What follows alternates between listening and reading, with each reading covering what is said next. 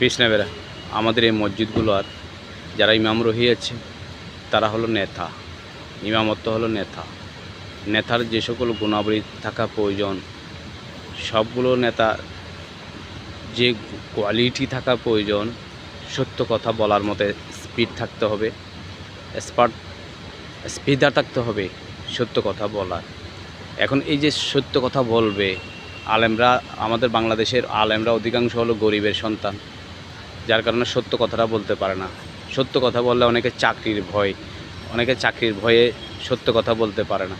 অনেক আবার সত্য কথা বললেও যারা সভাপতি রয়েছে, যারা সেক্রেটারি রয়েছে, যারা দায়িত্ববান রয়েছে তারা কিন্তু ইমাম সাহেবের এই কথাটা গ্রহণ করে না। কেন? যে তুমি সুদের বিরুদ্ধে বলেছো, কিন্তু তুমি জানো আমি সুদ খাই, আমি জেনার সাথে জড়িত, আমি গীবতের সাথে জড়িত, আমি বেবিচারের সাথে লিপ্ত, কিন্তু তুমি আমার ঘরে গিয়ে ভাত খাচ্ছ।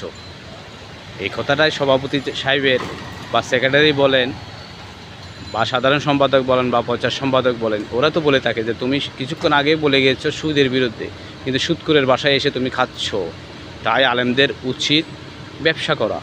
যদি একজন আলেম ব্যবসা করে তাহলে সমাজে সুদের কথাটা কমে যাবে, সত্য কথাটা বলতে পারবে, মানুষ সত্য কথাটা নিবে।